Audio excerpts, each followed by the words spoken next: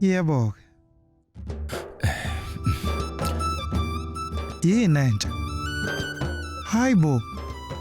Ithandelisha. Velani nilambise. Kodwa nginenkinga encane la. Inkinga?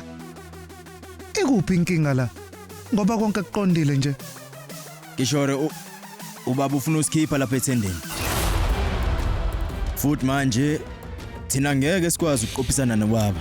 Bafo, uqinisekisa leli thenda kubalekile ebhizinisini lethu. Yebo. Ngiyakucela bafo sisize.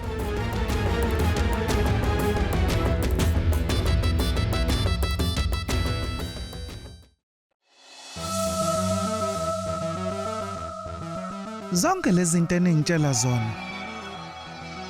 Kungani nina ningavele nitshela ubaba?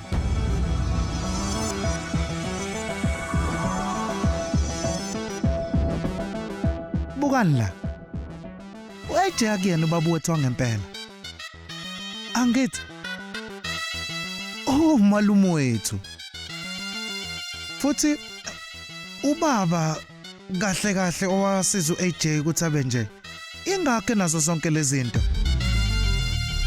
Ngiyafuna nginitshela into emnandi. Wonke umzali womfana angenza noma yini ukuze kuphumelele ingane yakhe. Ukuze naye ijabule. No AJ naye uzokwenza kufanayo. Lalelani. Nobabili kuzofanele ukuthi niye kuyena nimchazele yonke into nikhulume naye. Nimtshele yonke lento nami ningitshele yona. Nimcela ngabe nomhobho lokuleli thenda. Kanjalo nje. Kishore uqinisile. Sizo khuluma nobaba khona namhlanje. Yebo Kishore. Siyabonga. Manje singahamba khona manje. Nginifisela inhlanhla. Yebo. Siyabonga Kishore. Siyabonga.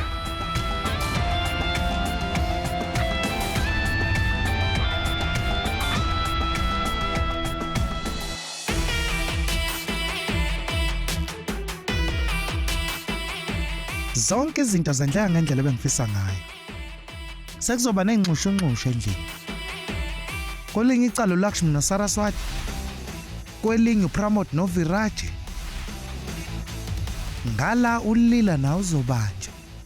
Kwelinye icala futhi uAJ naye uzokugaxela.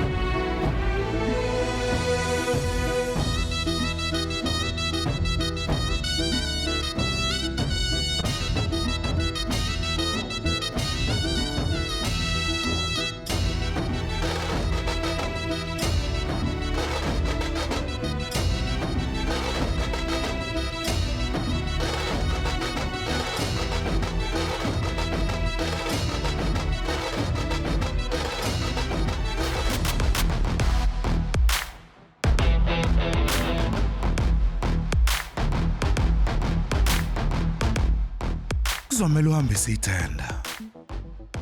Uma ngabe ngizohoxisa inyawo, lokho angeke kulunge. Kodwa baba, noma le nkontileka ingeza kithi iseza la ekhaya mina angiyiboni inkinga.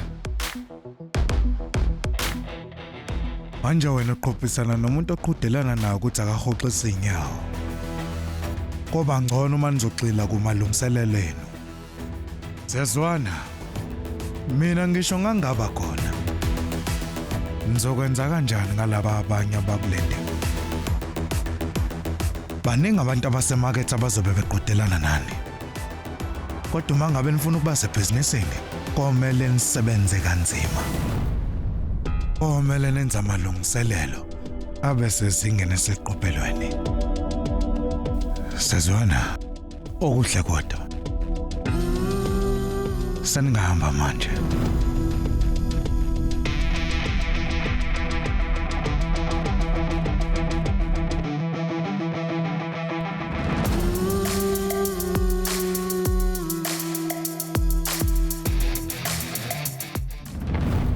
ngibonile ukuthi into enjengane izokwenzeka.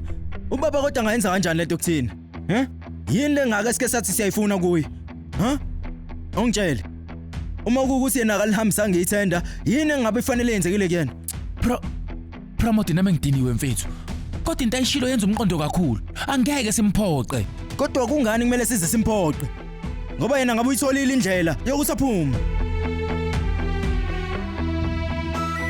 Viraj. Ima Pramod. Kwenzakaleni? Kube kukhulunywa ngani phezulu? UPramod udiniwe.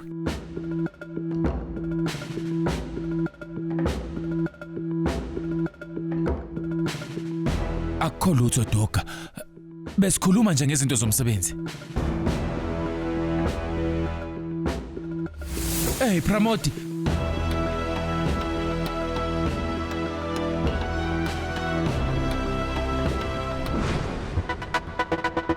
Woza.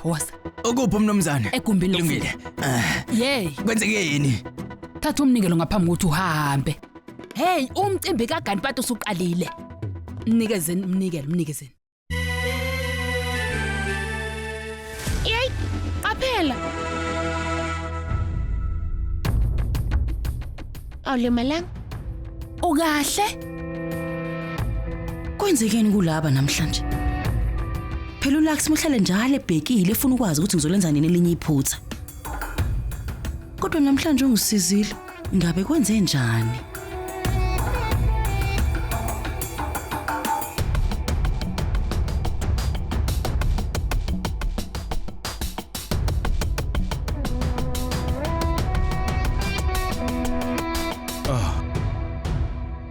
Nginibize nonke lana ngenxa yezathu sibalekile. Pramod no Viraj. Kuthiwa ngomsebenzi wenzakalayo eminyango. Kodwa ke uSariswati noLakshmi uzobuya ukhulume nabo. Ungakhuluma. Emva kokukhothama kwenkosi uGanpati siyaphuma siyoshaya umoya. Nakulomnyaka sokwenza njalo. Kulonyaka ke sokomncebeleka. Hayi ma.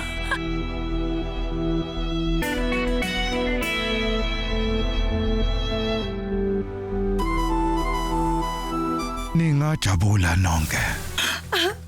Ngempela sonke lana ngomkhumbi.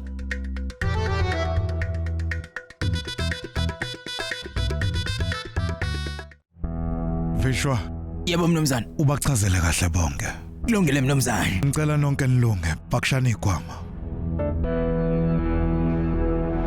Ungaphuthelwa ukuzibophezela ngo7 ntambama njalo ngomsombuluko kuya kuLesihlanu on News Truly zizonke sisonke DStv channel 169.